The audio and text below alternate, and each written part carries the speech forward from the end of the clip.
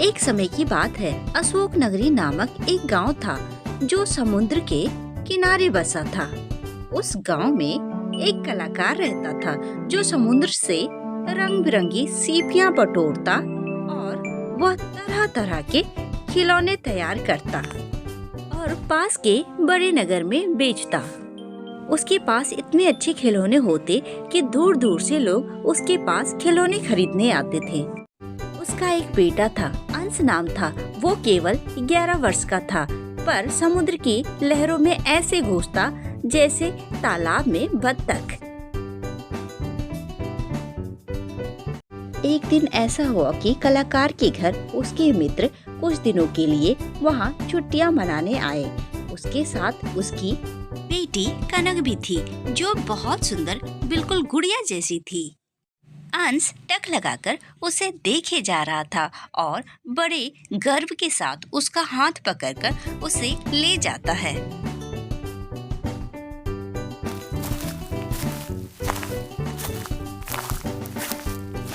अरे ये क्या, बच्चे कहाँ जा रहे हैं? अरे बच्चों को जाने दीजिए, हम अंदर चलते हैं। उसे समुद्र के किनारे ले जाता है। मैं पानी में छलांग लगाऊंगा, तुम देखना चाहोगी? तो कनक कहती है, अंश, क्या तुम्हें डर नहीं लगता?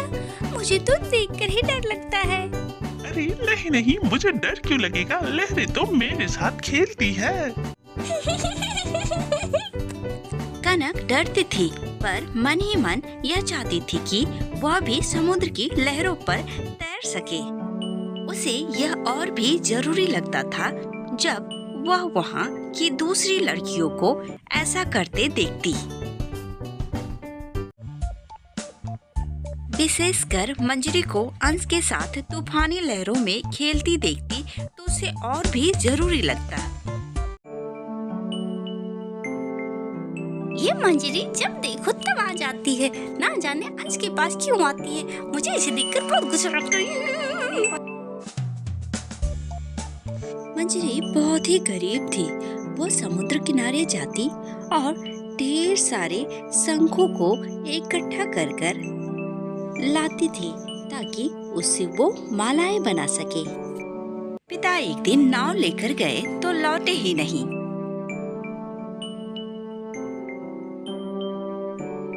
और माँ मछलियाँ पकड़कर बाजार में बेचा करती थी।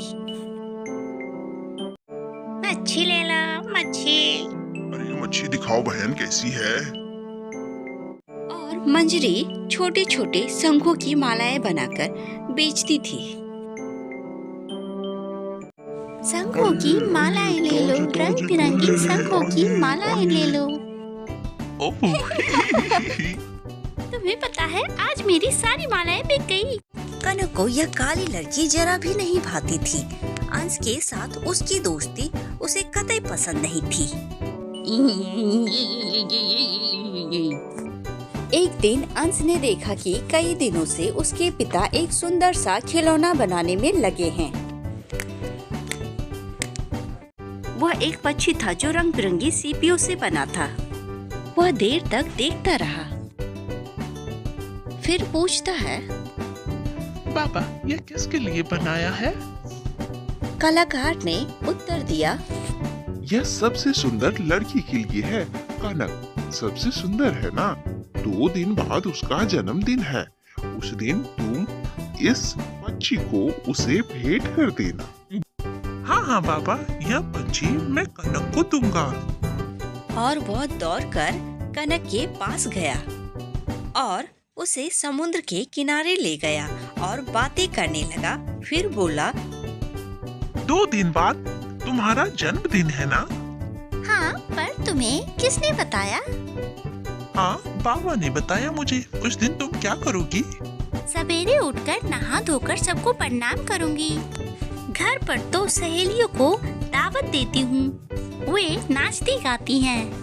और इस तरह बातें करते करते वे ना जाने कब दूर समुद्र के किनारे चले गए।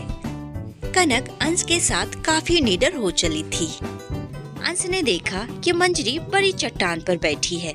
उसके बाद वो उसके पास गया। मंजरी ने चिल्लाकर कहा, अंश, देखो मैं यहाँ हूँ, तुम यहाँ आ जाओ इस चट्टान पे। अब कनक ने भी मंजरी को देखा तो उसे ईर्ष्या हुई। अरे नहीं, मैं नहीं आ सकता क्योंकि कनक वहाँ नहीं आ सकती है, इसलिए मैं उस चट्टान पे कैसे आ जाऊँ। मंजरी, तुम ही इधर आ जाओ, मैं उस चट्टान पे जा रहा हूँ। मैं वहाँ क्यों नहीं जा सकती? क्या मैं उससे कमजोर हूँ? मैं जा सकती हूँ। वह यह बोलकर आगे चली तो उसे एक बहुत सुंदर शंख दिखाई दिया। कनक अनजाने ही उस ओर बढ़ी।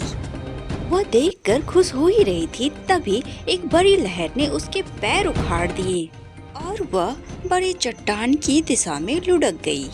उसके मुंह में खारा पानी भर गया, उसे होश नहीं रहा और वह लहरों में बहती जा रही थी। इतने में मंजरी की नजर कनक पे पड़ी तो कनक चिल्लाती है अंश को। अंश की नजर पड़ी, अंश ने देखा तो चिल्लाता हुआ उसकी ओर बढ़ा, लेकिन लहर इतनी तेज थी कि उसे आगे बढ़ाता चला गया।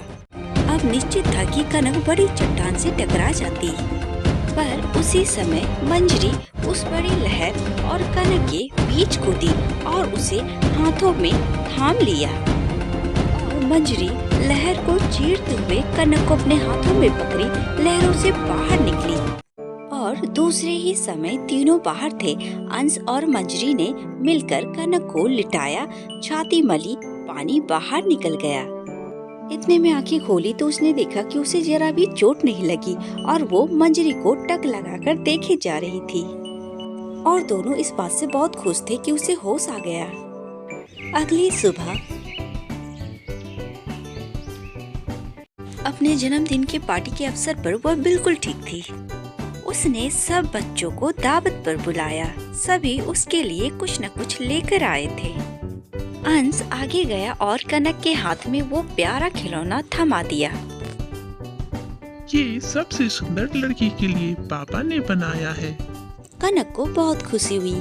कनक तुरंत वो खिलौने को मंजरी के पास ले गई और कहा, ये सुंदर बच्ची तुम्हारा है। सबसे सुंदर लड़की तुम ही हो, इस पर तुम्हारा हक है। लो मंजरी। मंजरी अपनी प्यारी प्यारी आंखों से कनक को देख रही थी। सभी कनक और मंजरी के लिए तालियां बजाई।